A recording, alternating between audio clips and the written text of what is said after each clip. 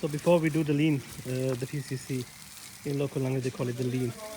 We're just doing a termite spray. It needs to be properly soaked into the soil to be fully effective.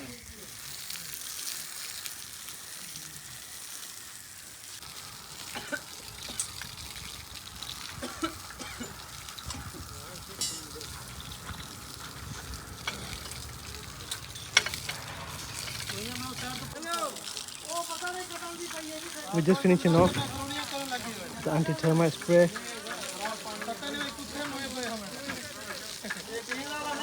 So the plot needs to be completely soaked with the mixture of the water and the chemical.